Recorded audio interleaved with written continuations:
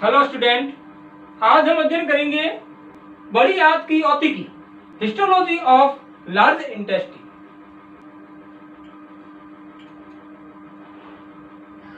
Histology of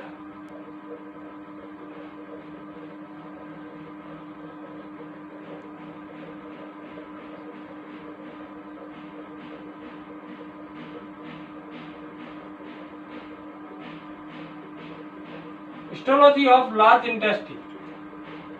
बड़ी आंत की औतिकी के अंदर हम देखें तो ये आहारनाल का अंतिम भाग है। इसी प्रकार से आहारनाल के अंदर औतिकी संरचना के अंदर 4 स्तर पाए जाते हैं। इसी प्रकार से बड़ी आंत की दीवार के अंदर भी 4 स्तर पाए जाते हैं।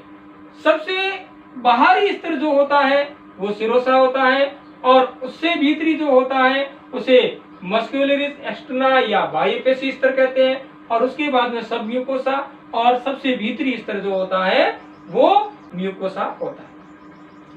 अब इस की औतिकी के अंदर सूक्ष्मांकुर और रसांकुर इनका अभाव होता है। इस आंत के अंदर किसी प्रकार का कोई पाचक एंजाइम स्त्रावित नहीं होता है। इस आंत का कार्य मात्र अवशोषण का रहता है। ये आंत जो होती है वो जल का अवशोषण करती है, इसलिए इनके अंदर सूक्ष्मांकुर नहीं पाए जाते।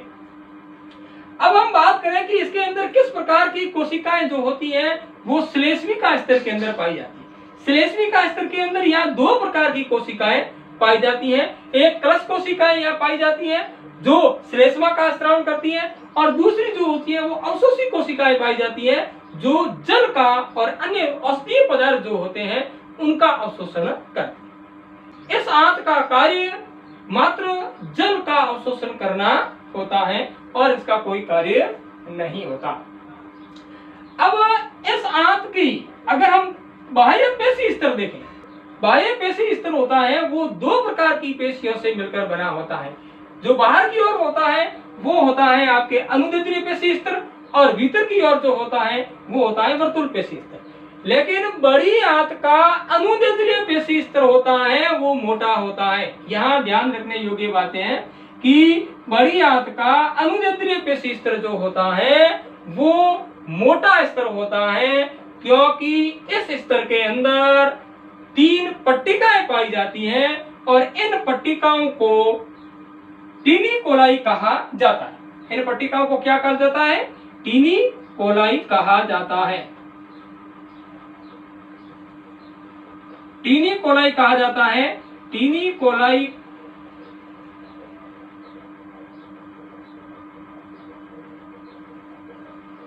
टीनी कोलाई कहा जा सकता है। यह टीनी कोलाई जो होती है वो अनुदैर्ध्य जो पेशी स्तर होता है उनके अंदर 3 पट्टिकाएं पाई जाती हैं, जिससे बड़ी आंत जो होती है वो कोष्ठकों में विभाजित हो जाती है और इन कोष्ठकों को हास्ट्रा कहते हैं।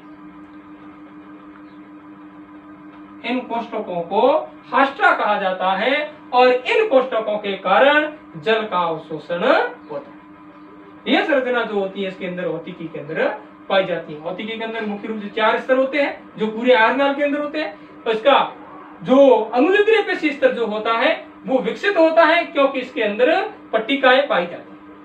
3 पट्टिकाएं पाई जाती हैं। इन 3 पट्टिकाओं को टीनी कोलाई कहा जाता है और इन टीनी कोलाई के कारण ये जो इसमें कोष्ठक बन जाते हैं और इन कोष्ठकों को हास्ट्रा कहा जाता है। इन कोष्ठकों को हास्ट्रा कहा जाता है जो अनुदैर्ध्य पेशी स्तर के अंदर बनते हैं। और श्लेष्मिका के अंदर 2 प्रकार की कोशिकाएं होती हैं। एक होती है कलश कोशिका जिसे गॉबलेट सेल कहते हैं जो श्लेष्मा का स्त्राव करती है, और दूसरी अवशोषी कोशिकाएं होती है जो जल का अवशोषण करती हैं। तो ये संरचना जो होती है वो औतिकी के अंदर होती है। बड़ी आंत की भित्ति में 4 स्तर होते हैं।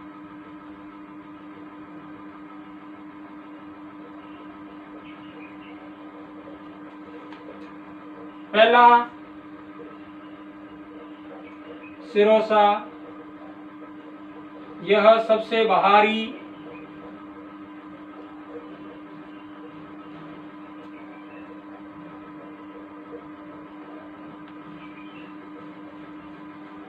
एवं प्रत्यास्थ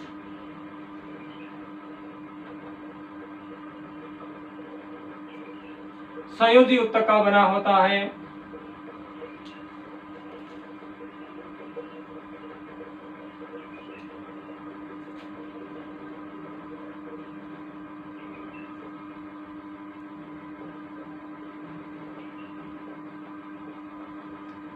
नंबर 2,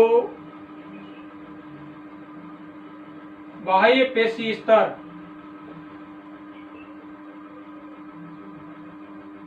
मस्कुलरिस एक्सटर्ना,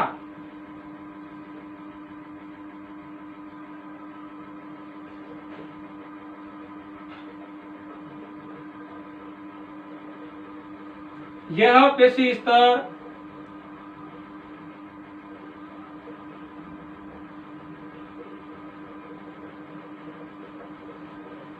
दो प्रकार की पेशी स्तरों से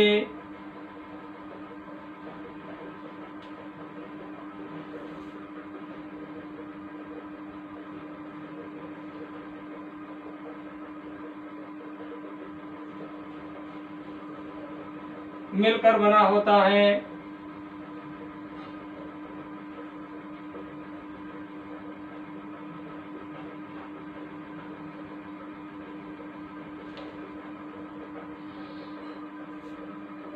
एक नंबर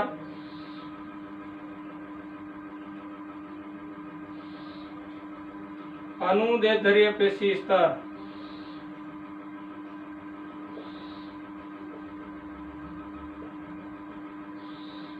जिसे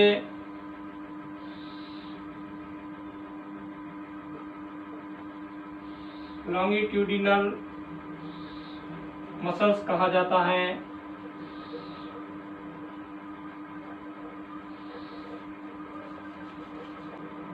बड़ी आंत का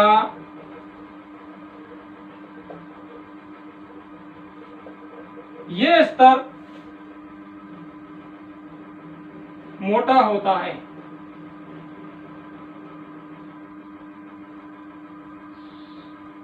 यह स्तर जो होता है वो काफी मोटा होता है। इस स्तर के अंदर दूसरी बात, इस स्तर में 3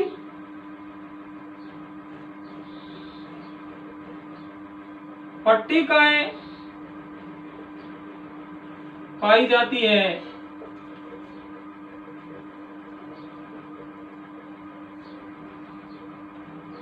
जिन्हें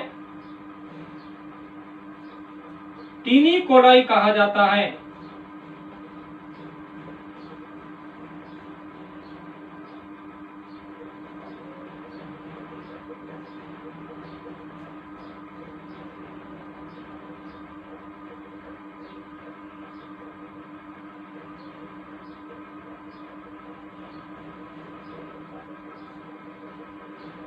कहा जाता है। इन पट्टिकाओं के कारण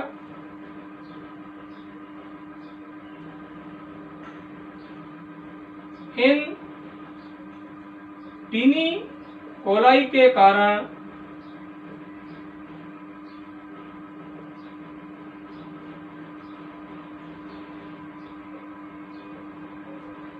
अनुदैर्ध्य पेशी स्तर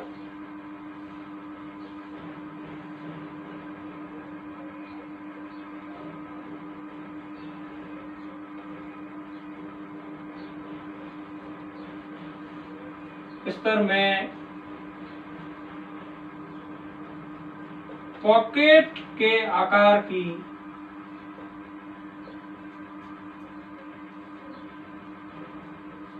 संरचनाएं बन जाती हैं।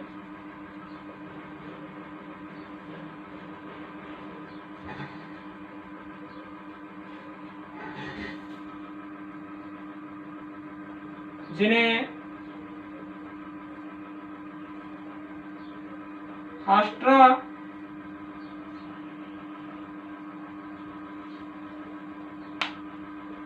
कहा जाता है।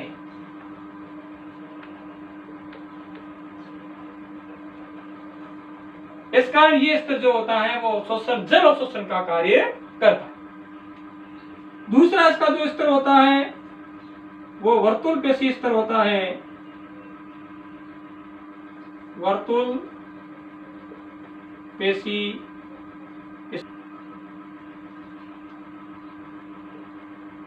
सर्कुलर मसल्स,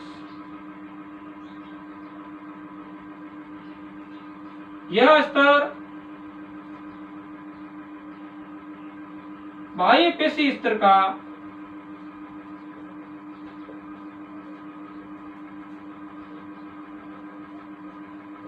भीतरी स्तर है।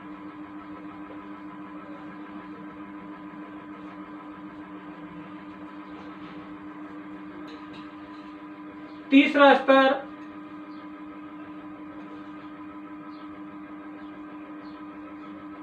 अधश्लेष्मिका,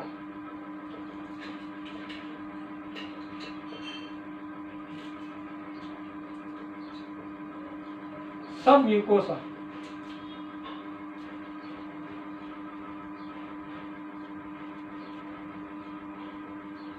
यह स्तर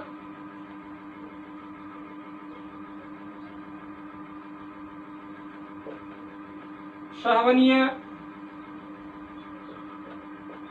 होता है, जिसमें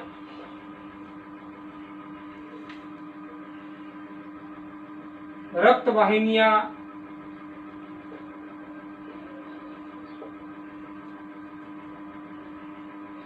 तंत्रिकाएं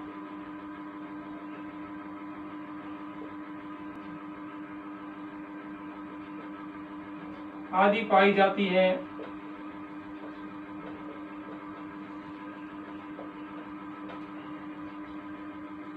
चार नंबर श्लेष्मिका या म्यूकोसा, यह भीतरी स्तर है। इस स्तर में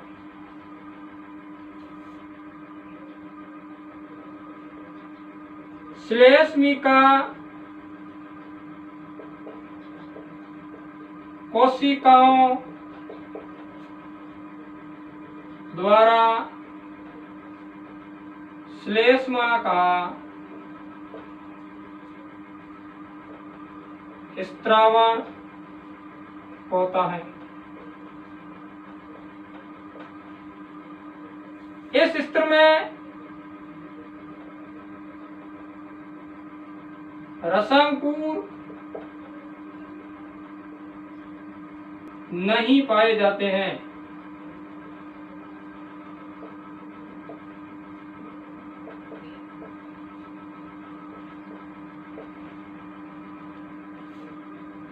यह स्तर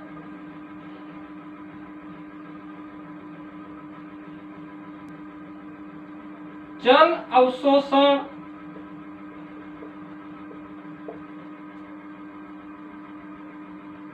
का कार्य करता है। इस स्तर में किसी प्रकार का इस स्तर में किसी भी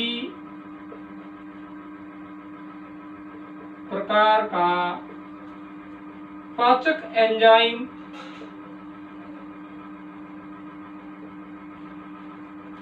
स्रावित नहीं होता।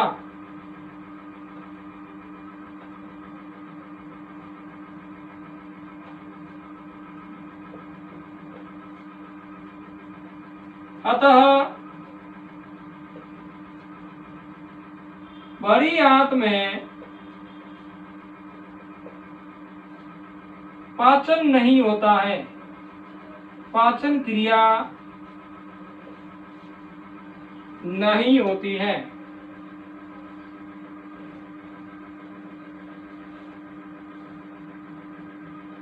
श्लेष्मिका कोशिकाओं के द्वारा श्लेष्मा का स्तरण होता है और श्लेष्मा जो होता है वो जो अपशिष्ट पदार्थ के अंदर होता है उसको चिकना बनाता है और उसके अपशिष्ट पदार्थ के साथ में जो जल होता है, जल की जो अतिरिक्त मात्रा होती है, उनका अवशोषण इस आंत के द्वारा किया जाता है और किसी प्रकार का कोई पाचन इसके अंदर नहीं होता है। इसके अलावा यहाँ पर एक और इम्पोर्टेंट बात है,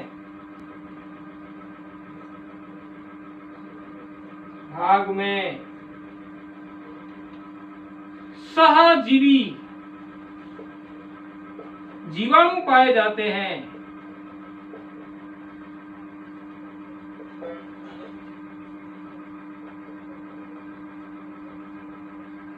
जो सेल्यूलोज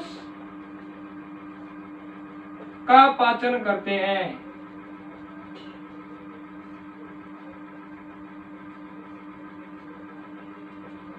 इस भाग के अंदर इस प्रकार के सहजीवी जीवाणु होते हैं जो लाभदायक होते हैं और ये जीवाणु जो होते हैं, जो सेल्यूलोज जो होता है, उस सेल्यूलोज का पाचन इन जीवाणुओं के द्वारा इस भाग के अंदर होता है। तो मानव आहार नाल के अंदर सेल्यूलोज का पाचन जो होता है वो बड़ी आंत के अंदर ही होता है। किसी प्रकार का कोई पाचक एंजाइम नहीं होता, लेकिन इन जीवाणुओं के द्वारा सेल्यूलोज का पाचन है वो इस आंत के अंदर होता है।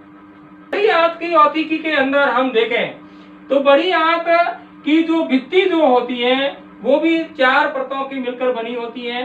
सबसे बाहरी स्तर जो होता है वो सिरोसा होता है जो प्रत्यास्थ होता है और संयोजी ऊतक का बना होता है।